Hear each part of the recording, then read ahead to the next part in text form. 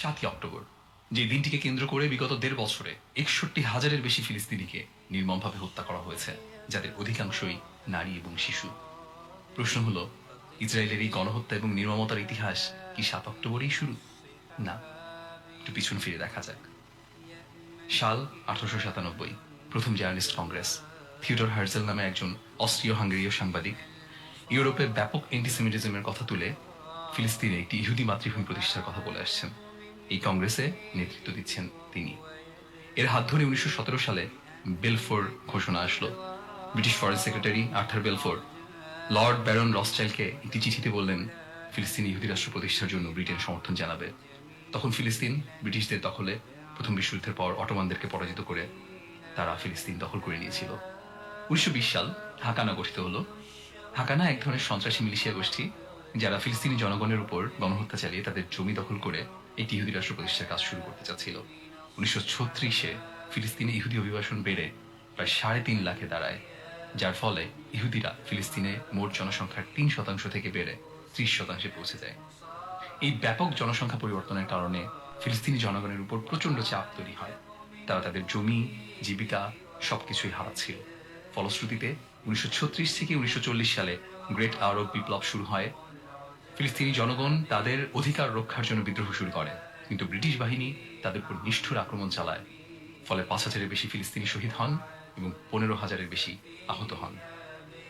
1940-এর দশকে ইরগুন এবং eastern gang নামে নতুন সন্ত্রাসী মিলিশিয়া গোষ্ঠী তৈরি হয়। 1946 সালে ইরগুন জেরুজালেমের কিংস ডেভিড হোটেলে বোমা হামলা চালায়, যার ফলে 96 জন শহীদ হন। 1947 সালে জাতিসংঘ ফিলিস্তিন বিভাজন পরিকল্পনা গ্রহণ করে এবং 29 নভেম্বর 1947-এ জাতিসংঘ ফিলিস্তিনকে 2টি রাষ্ট্রে বিভক্ত করার প্রস্তাব দেয়, একটি ইহুদি রাষ্ট্র আর একটি রাষ্ট্র মুসলিম এবং খ্রিস্টান আরবদের।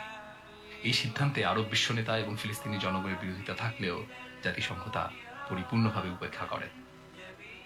1948 ফিলিস্তিনিদের উপর জায়নিস্ট মিলিশিয়াগুলোর হামলা শুরু হয়, যা নাকবা বা ক্যাটাস্ট্রফি নামে পরিচিত। 1948 সালের 14 মে ইসরায়েল রাষ্ট্র প্রতিষ্ঠার ঘোষণা আসলো, যার একদিন পর যুক্তরাষ্ট্র ইসরায়েলকে রাষ্ট্র হিসেবে স্বীকৃতি দেয়।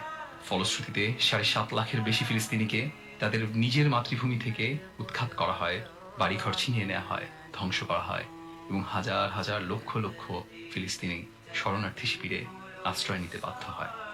1950 সাল ইসরায়েলের নেসেট ল অব রিটার্ন আইন পাশ করে, যা বিশ্বের যে কোনো ইহুদিকে ইসরায়েলে বসবাসের অধিকার দেয়। কিন্তু সেই একই অধিকার এই ফিলিস্তিন যাদের জমি, যাদের মাতৃভূমি, তাদের কাছ থেকে সম্পূর্ণ কেড়ে নেওয়া হয়। 1953 সালে ইসরায়েল গাজার উপর প্রথম বড় আক্রমণ চালায়। 1956 সালে সুয়েজ ক্যানেল ইস্যুতে যখন সারা পৃথিবী মিশরের দিকে তাকিয়ে, ঠিক তখনই ইসরায়েল যুদ্ধের নামে খান ইউনিস এবং রাফায় নির্মম হত্যাকাণ্ড চালিয়ে কমপক্ষে 400 ফিলিস্তিনিকে হত্যা করে। 1967 সালে আরব ইসরায়েল যুদ্ধের সময় ইসরায়েল আকস্মিক আকাশ আক্রমণ চালিয়ে প্রায় 20,000 আরবকে হত্যা করে এবং অবৈধভাবে ওয়েস্ট ব্যাংক, পূর্ব জেরুজালেম এবং গাজা দখল করে এবং 4 লক্ষ ফিলিস্তিনিকে ওয়েস্ট ব্যাংক থেকে বের করে দেওয়া হয়। ইসরায়েলি দখলদারের সংখ্যা বেড়ে দাঁড়ায় 6 লাখ। 1982 সালে ইসরায়েল খ্রিস্টান জঙ্গি সংগঠন ফালাঙ্গিস্টদের সাথে জোট বেঁধে বৈরুতের ফিলিস্তিনি শরণার্থী শিবির অঞ্চলগুলোতে হামলা চালায়, যেখানে তারা প্রায় 3,000-এর বেশি ফিলিস্তিনিকে হত্যা করে। 1987 থেকে 1993 পর্যন্ত প্রথম ইন্তিফাদা শুরু হয়, যেখানে ফিলিস্তিনি জনগণ তাদের অধিকার রক্ষার জন্য বিদ্রোহ করে, যা পরে গাজার জাবালিয়া শরণার্থী শিবিরেও ছড়িয়ে পড়ে। ফিলিস্তিনের এই প্রথম বিদ্রোহকে কেন্দ্র করে সহস্রাধিক ফিলিস্তিনি শহীদ হন। এরপর 1993 সালে ইসরায়েল এবং পিএলও অসলো চুক্তি স্বাক্ষর করে, কিন্তু আশার প্রদীপ খুব বেশি দিন টেকেনি। ঠিক 1 বছর পরেই একজন ইসরায়েলি দখলদার হেব্রনের আল ইব্রাহিমি মসজিদে হামলা করলে সালাতরত 29 জন ফিলিস্তিনি শহীদ হন। 2000 সালের 28 সেপ্টেম্বর অ্যারিয়েল শ্যারন 1000 ইসরায়েলি সৈন্য নিয়ে আল আকসা মসজিদে হামলা করে। এই হামলা ফিলিস্তিনকে নিয়ে ইসরায়েলের দৃষ্টিভঙ্গি পরিষ্কার করে তোলে, যা শুধুই ফিলিস্তিনিদের প্রতি ঘৃণা এবং দখলদারিত্বকে কেন্দ্র করে বিচরণ করছিল। সঙ্গত কারণেই শান্তি চুক্তিগুলো নিয়ে ভ্রুক্ষেপ ছিল না ইসরায়েলের। দ্বিতীয় ইন্তিফাদা শেষে প্রায় 5,000 ফিলিস্তিনি শহীদ হন, যার মধ্যে ছিল 1200 শিশু এবং গুড়িয়ে দেওয়া হয় 5,000-এর বেশি ফিলিস্তিনি ঘরবাড়ি।